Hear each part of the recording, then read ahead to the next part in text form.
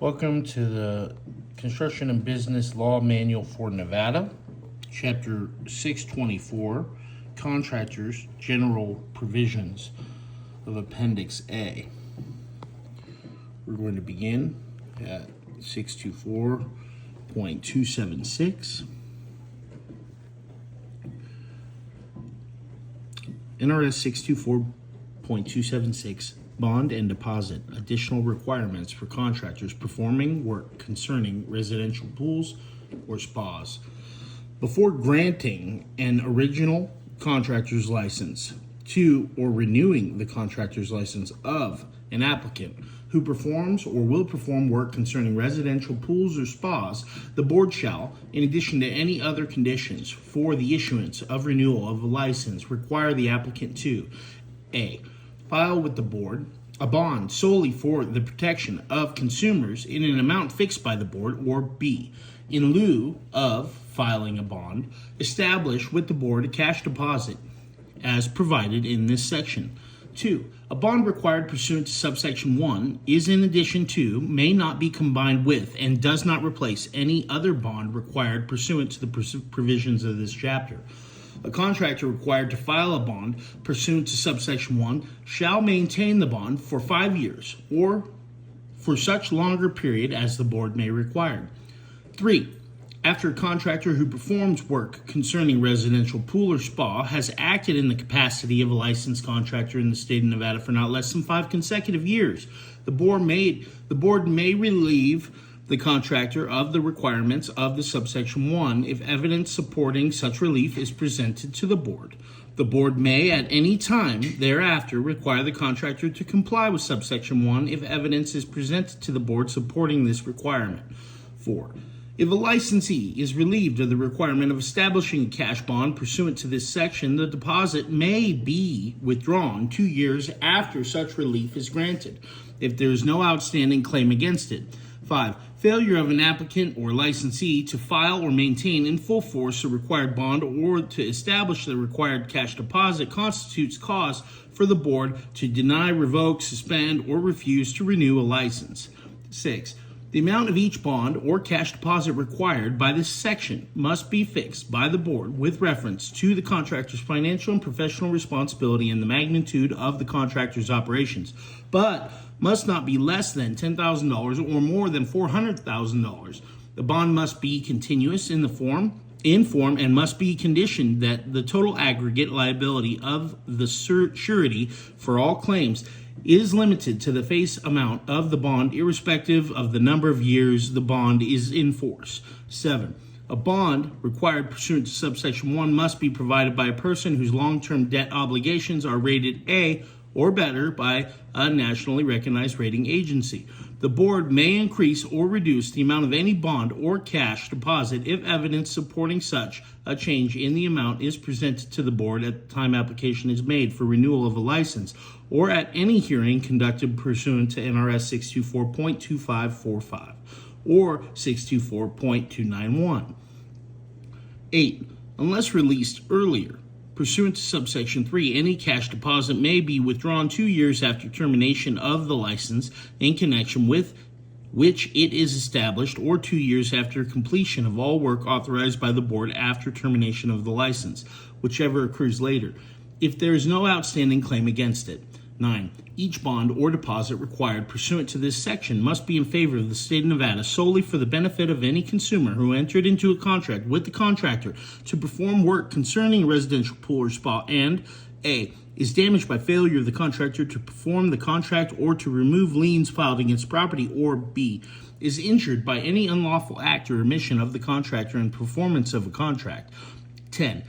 Any consumer claiming against the bond or deposit may bring an action in court of competent jurisdiction on the bond or against the board on the deposit for the amount of damage the consumer has suffered to the extent covered by the bond or deposit. 11. If an action is commenced on the bond, the surety that executed the bond shall notify the board of the action within 30 days after the date that A. the surety is served with a complaint and summons, or B. the action is commenced, E. whichever occurs first. 12.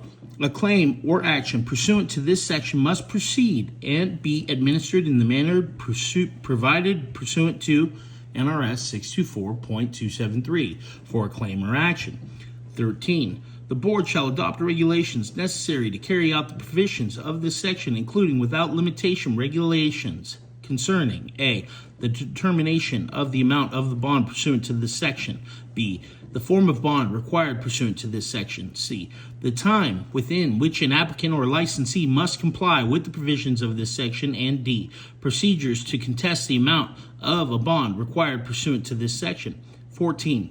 The board shall immediately suspend the license of a contractor who fails to post the bond or provide the deposit required pursuant to this section, failure by a licensee for 6 months to post the bond or provide the deposit required pursuant to this section constitutes ground for disciplinary action. 15. As used in this section, consumer means a natural person who 1. owns a single-family residence, and 2. enters into a contract with a licensee to perform work concerning a residential pool or spa. B. Work concerning a residential pool or spa has the meaning ascribed to it in NRS 624.915, added to NRS by 2001, 2981, A 2005, and 2385. NRS 624.280. Regulations concerning fees, limitation on amount. The board may adopt regulations fixing the fee for an application, the fee for an examination, and the fee for a licensee for a license to be paid by applicants and licensees, except as otherwise provided in NRS 624.281. The fee for an application must not exceed $550. 2. A license must not exceed $900 biennially. 3. An examination must not exceed $300. References. NRS 624.281. For the license issued in expedited manner, reimbursement to board for costs and expenses, regulations concerning application for license issued in expedited manner. 1. If an applicant wishes to have a license issued in an expedited manner, the applicant must pay a fee for an application equal to 2 times the amount of the fee regularly paid for an application pursuant to subsection 1 of NRS 624.280. The application must pay 1/2 of the fee required pursuant to subsection 1 when submitting the application, and the other half of the fee when the board issues the license. In addition to the fee required pursuant to subsection 1, the applicant shall reimburse the board for the actual costs and expenses incurred by the board in processing the application. 4. The board shall adopt regulations prescribing the procedures for making an application pursuant to this section. NRS 624.282. Inactive status of license. Application. Effect. Duration. Regulations. 1. A contractor may apply to the board to have his or her license placed on an inactive status. The board may grant the application if the license is in good standing and the license has met all requirements for the issuance or renewal of a contractor's license as of the date of application. If the application is granted, the licensee shall not engage in any work or activities that require a contractor's license in the state unless the licensee is returned to active status. 3. A person whose license has been placed on inactive status pursuant to this section is exempt from A. the requirement to execute and maintain a bond pursuant to NRS 624.270, and B. the requirement to qualify in regard to his or her experience and knowledge pursuant to NRS 624.260. 4. The inactive status of a license is valid for 8 years after the date that the inactive status is granted. 5. The board shall not refund any portion of the renewal fee of a contractor's license that was paid before the license was placed on inactive status. 6. The board shall adopt regulations prescribing the A. procedures for making an application pursuant to this section, B. procedures and terms upon which a person whose license has been placed on inactive status may resume work or activities that require a contractor's license, and C. fees for the renewal of the inactive status of a license, added to NRS by references. NRS 624.283, license, expiration, renewal, automatic suspension for failure to renew on or before renewal date, demonstration of financial responsibility, reinstatement, cancellation, exceptions for reinstatement of license automatically suspended during active military duty. 1. Each license issued under the provisions of this chapter expires 2 years after the date which it is issued, except that the board may, by regulation, prescribe shorter or longer periods and prorated fees to establish a system of staggered by regulation, prescribe shorter or longer periods and prorated fees to establish a system of staggered biennial renewals. Any license which is not renewed on or before the date for renewal is automatically suspended, except as otherwise provided in subsection 5. A license may be renewed by submitting to the board, A, an application for renewal, B, the fee for renewal fixed by the board, C, any assessment required pursuant to NRS 624.470 if the holder of the license is a residential contractor as defined in NRS 624.450, and D, all information required to complete the renewal. 3. The board may require a licensee to demonstrate financial responsibility at any time through the submission of a financial statement that is 1. Prepared by an independent certified public accountant, or 2. Submitted on a form or in a format prescribed by the board together with an affidavit which verifies the accuracy of the financial statement. And B, if the licensee performs residential construction, such additional documentation as the board deems appropriate. 4, if the licensee performs residential construction, such additional documentation as the board deems appropriate, except as otherwise provided in subsection 5. If a license is automatically suspended pursuant to subsection 1, the licensee may have the license reinstated upon filing an application for renewal within 6 months after the date of suspension and paying, in addition to the fee for the renewal, a fee for reinstatement fixed by the board. If the license is otherwise in good standing and there are no complaints pending against the license,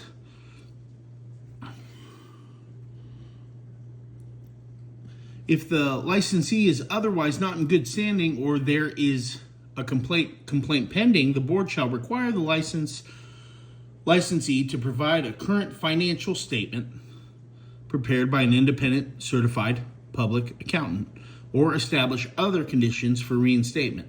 An application for renewal must be accompanied by all information required to complete the renewal. A license which is not reinstated within 6 months after it is automatically suspended may be canceled by the board, and a new license may be issued only upon application for an original contractor's license. It's okay, Luna. It's okay, Luna. 5.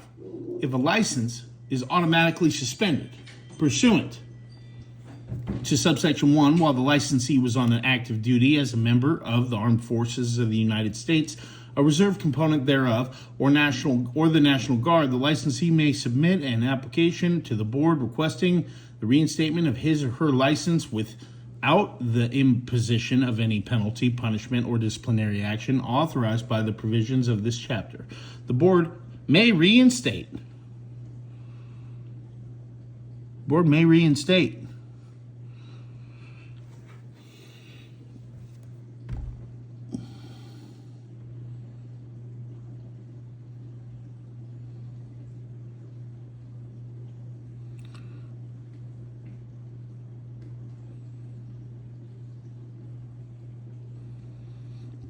The board may waive the fee for renewal of a license for a licensee specified in subsection 5 if the license was valid at the time the licensee was called to active duty in the Armed Forces of the United States, a reserve component thereof, or the National Guard.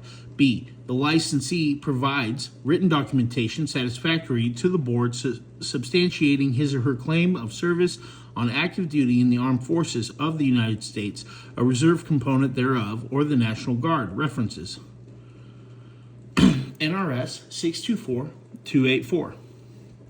License, limitation of scope, exceptions. except as otherwise provided in subsection 4 of NRS 118B.090 or subsection 2 of 118B.097. A contractor's license issued pursuant to this chapter does not authorize a contractor to construct or repair a mobile home, manufactured building, or commercial coach or factory-built housing. References. NRS 624.285. Termination of association of natural person qualifying by examination on behalf of another natural person or firm. Notice, replacement with qualified natural person. 1. If the natural person qualifying by examination on behalf of another person or a firm pursuant to subsection 2 of NRS 624.260 ceases for any reason to be connected with the licensee to whom the license is issued, the licensee shall notify the board in writing within 10 days after the cessation of association or employment if a notice is given. The licensee remains in force for a reasonable length of time to be set by the board, but not exceeding 30 days after the date of the cessation of association or employment. 2. The licensee shall replace the person originally qualified with another natural person similarly qualified and approved by the board within the time limit by subsection 1 unless extended by the board for good cause. 3. If the licensee fails to notify the board within 10-day period, the license must be automatically suspended. The license must be reinstated upon the replacement of the person originally qualified by another natural person similarly qualified and approved by the board. 4. If the licensee fails to replace the person originally qualified within the 30-day period, the license may be suspended or revoked. References. NRS 624.288, display of name and license on motor vehicle. A licensee shall display on each commercial motor vehicle registered under the licensee's name his or her name and the number of his or her license in letters and numbers approximately 1.5 inches high. References. NRS 624.291. Hearing required. If board suspends or revokes license, has probable cause to believe that person has engaged in unlawful advertising or imposes administrative fine for unlicensed actions, exception 1. Except as otherwise provided in subsection 4, if the board suspends or revokes a license, has probable cause to believe that a person has violated NRS 624.720 or imposes an administrative fine pursuant to NRS 624.710, the board shall hold a hearing. The time and place for the hearing must be fixed by the board, and notice of the time and place of the hearing must be personally served on the applicant or accused or mailed to the last known address of the applicant or accused at least 21 days before the date fixed for the hearing. 2. Testimony taken pursuant to NRS 624.170 to 624.210 inclusive must be considered a part of the record of the hearing before the board. 3. Except as otherwise provided in NRS 622.320, the hearing must be public if a request is made therefore. 4. The board may suspend the license of a contractor without a hearing if the board finds, based upon the evidence in its possession, that the public health, safety, or welfare imperatively requires summary suspension of the license of the contractor and incorporates the finding in its order. If the board summarily suspends the license of the contractor, the board must notify the contractor by certified mail. A hearing must be held within 60 days after the suspension. If the contractor submits a written request for hearing to the board within 20 days after the board summarily suspends the license. Disciplinary and other actions. General provisions. NRS 624.295. Member of board authorized to inform executive officer of allegation of ground for disciplinary action by executive officer. If a member of the board becomes aware that any one or combination of the grounds for initiating disciplinary action may exist as to a contractor in the state, the member of the board may inform the executive officer of the board of the allegations. The executive officer, upon receiving such information, shall take such actions as he or she deems necessary, appropriate under the circumstances. NRS 624.300. disciplinary action against the licensee. Private reprimands prohibited. Orders imposing discipline deemed public records. Deposit of fines in construction education account. Except as otherwise provided in subsection 3 and 5, the board may A. suspend or revoke licenses already issued, B. refuse renewals of licenses, C. impose limits on the field, scope, and monetary limit of the license, D. impose an administrative fine of not more than $10,000, E. order a licensee to repay to the account established pursuant to NRS 624.470 any amount paid out of the account pursuant to NRS 624.510 as a result of an act or omission of that license. F. Order the licensee to take action to correct a condition resulting from an act which constitutes a cause for disciplinary action at the licensee's costs that may consist of requiring the licensee to 1. Perform the corrective work himself or herself. 2. Hire and pay another licensee to perform the corrective work. Or 3. Pay to the owner of the construction project a specified sum to correct the condition. Or G. Issue a public reprimand or take other less severe disciplinary action, including without limitation increasing the amount of the surety bond or cash deposit of the licensee. E. If the licensee commits any act which constitutes a cause for disciplinary action. 2. If the board suspends or revokes the license of a contractor for failure to establish financial responsibility, the board may, in addition to any other conditions for reinstating or renewing the license, require that each contract undertaken by the licensee for a period to be designated by the board not to exceed 12 months be separately covered by a bond or bonds approved by the board and conditioned upon the performance of the payment of labor and materials required by the contract. 3. If a licensee violates A. the provisions of NRS 624.3014, subsection 2 or 3 of NRS 624.3015, subsection 1 of NRS 624.302, or subsection 1 of NRS 624.305, the board may impose for each violation an administrative fine in the amount that is not more than $50,000. B. The provisions of subsection 4 of NRS 624.30151, for a first-time offense, the board shall impose an administrative fine of not less than $1,000 and not more than $50,000, and may suspend the license of a licensee for 6 months. 2. For a second offense, the board shall impose an administrative fine of not less than $5,000, not more than $50,000, and may suspend the license of the licensee for 1 year.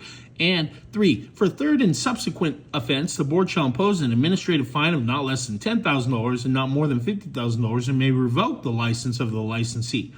C. The provisions of subsection 7 of NRS 624.302, the board shall, in addition to any other disciplinary action take pursuant to this section, impose an administrative fine of $1,000. 4. The board shall, by regulation, establish standards for the use by the board in determining the amount of an administrative fine imposed pursuant to subsection 3. The standards must include, without limitation, provisions requiring the board to consider A. the gravity of the violation, B. the good faith of the license, and C. any history of previous violations of the provisions of this chapter committed by the licensee. 5. If a licensee is prohibited from being awarded a contract for a public work pursuant to NRS 338.017, the board may suspend the license of the licensee for the period of time prohibited. 6. If a licensee commits a fraudulent act, which is a cause for disciplinary action under NRS 624.3016, the correction of any condition resulting from the act does not preclude the board from taking disciplinary action. 7. If the board finds that a licensee has engaged in repeated acts that would cause for disciplinary action, the correction of any resulting conditions does not preclude the board from taking disciplinary action pursuant to this section. 8. The expiration of a license by operation of law or by order or decision of the board or a court, or the voluntary surrender of a license by a licensee does not deprive the board of jurisdiction to proceed with any investigation of or action or disciplinary proceedings against the licensee or to render a decision suspending or revoking the licensee. 9. The board shall not issue a private reprimand to a licensee. 10. An order that an order that imposes discipline and the findings of fact and conclusions of law supporting that order are public records. 11.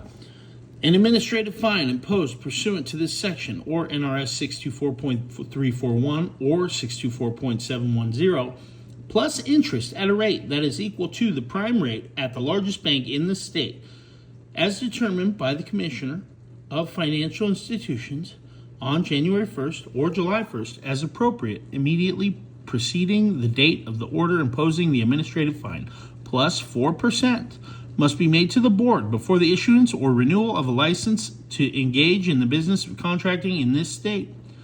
The interest must be collected from the date of the order until the date of the administrative fine is paid.